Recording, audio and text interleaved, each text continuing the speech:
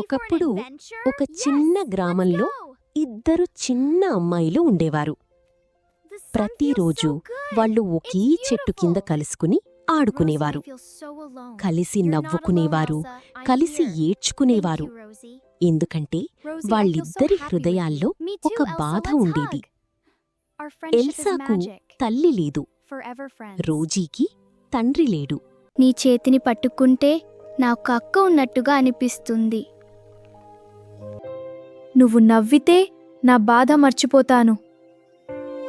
మనిద్దరం ఎప్పుడూ విడిపోకపోతే ఎంత బాగుంటుంది. అయితే నీ నాన్న నా అమ్మను పెళ్లి చేసుకుంటే? ఆ రాత్రే ఎల్సా తన తండ్రిని అడిగింది. మొదట ఆయన ఒప్పుకోలేదు. కాని ఎల్సా మళ్ళీ మళ్ళీ అడుగుతూనే ఉండడంతో చివరకు ఆయన రోజీ తల్లిని పెళ్లి చేసుకోవడానికి ఒప్పుకున్నారు. కొన్ని రోజుల తరువాత పెళ్లి జరిగింది. ఇప్పటినుంచి మన రెండు కుటుంబాలు ఒక్కటే అని పెద్దలు ఆశీర్వదించారు. ఎల్సా, నువ్విప్పుడు నా కూతురివి కూడా అని సవతి తల్లి చెప్పింది.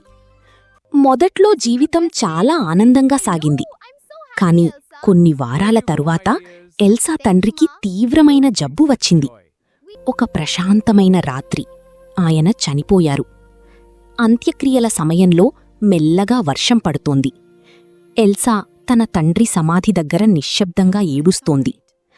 ఆమె తండ్రి చనిపోయిన తరువాత సవతి తల్లి ముఖంలోని ప్రేమ మాయమైంది. ఆమె స్వరం కూడా మారిపోయింది. ఎల్సా, ఇంకా నేలెందుకు మురికిగా ఉంది? వెంటనే శుభ్రం చేయి. అప్పుడు రోజీ తన గదిలోనుంచి బయటకు వచ్చింది. రోజీ, నువ్వు లోపలికి వెళ్ళి విశ్రాంతి తీసుకో.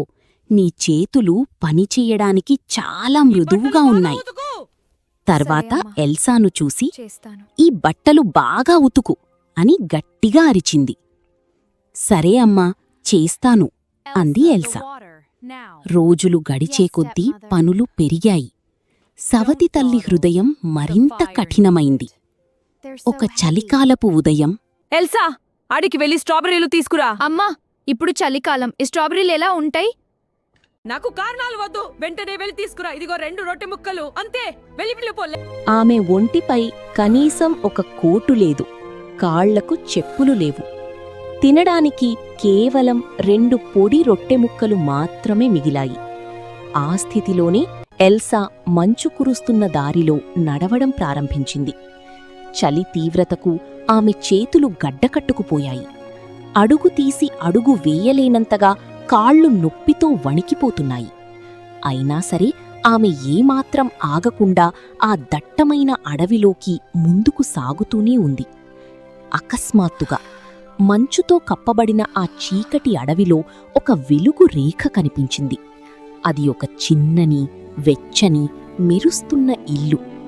ఎవరైనా ఉన్నారా? నాకు చాలా చలిగా ఉందండి అంటూ వణుకుతున్న చేతులతో తలుపు తట్టింది.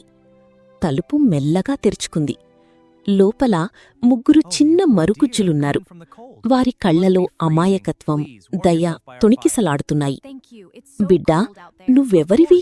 ఈ అర్ధరాత్రి వేళ ఇక్కడికి ఎలా వచ్చావు అని అడిగారు. నన్ను క్షమించండి, బయట చలి తట్టుకోలేకపోతున్నాను. కాస్త ఆశ్రయమిస్తారా అని దీనంగా అడిగింది. వారు వెంటనే ఆమెను లోపలికి పిలిచి చలి కాచుకోవడానికి మంట దగ్గర కూర్చోబెట్టారు. ఏమైంది తల్లి, అసలు ఏం జరిగింది అని ఆరా తీశారు. ఎల్సా తన కష్టాల కథనంతా వారికి కన్నీళ్లతో వివరించింది. సరేనమ్మా, నువ్వు ఈ రాత్రికి ఇక్కడే విశ్రాంతి తీసుకోవచ్చు. కాని వెళ్లే ముందు మా ఇంటి పైకప్పుపై పేరుకుపోయిన మంచును కాస్త తొలగించి పెడతావా అని అడిగారు. తప్పకుండా చేస్తానండి, ఎంత కష్టమైనా నా వంతు ప్రయత్నం చేస్తాను అంది ఎల్సా కృతజ్ఞతతో. ఆమె మంచుతో నిండిన పైకప్పుపైకి ఎక్కి ఒంటిచేత్తో మంచునంతా శుభ్రం చేయడం ప్రారంభించింది. చివరి మంచుముక్కను తొలగించిన మరుక్షణమే అక్కడ ఒక అద్భుతం జరిగింది. ఈ కఠినమైన చలికాలంలో కూడా అక్కడ ఎర్రగా మెరుస్తున్న తాజా స్ట్రాబెర్రీలు కనిపించాయి. ఎల్సా ఎంతో ఆనందంగా వాటిని కోసి తన బుట్టలో వేసుకుంది. ఆ తరువాత మరుగుజ్జులు ఆమె దగ్గరకు వచ్చి, అమ్మా, నీ దగ్గర ఏమైనా తినడానికి ఉందా? ఈ రాత్రికి మా దగ్గర ఆహారం చాలా తక్కువగా ఉంది అని అడిగారు. ఎల్సా ఏమాత్రం ఆలోచించకుండా తన బుట్టలో ఉన్న ఆ 2 పొడి రొట్టె ముక్కలను తీసి బయటపెట్టింది. ఇవి చాలా తక్కువే కావచ్చు, కాని మనం పంచుకుని తింటే కడుపుతో పాటు మనసు కూడా నిండుతుంది అంది చిరునవ్వుతో. మరుగుజ్జులు ఒకరినొకరు చూసుకుని మురిసిపోయారు. తల్లి, నువ్వు ఏమాత్రం విసుక్కోకుండా, ఫిర్యాదు చెయ్యకుండా మా పని చేసిపెట్టావు.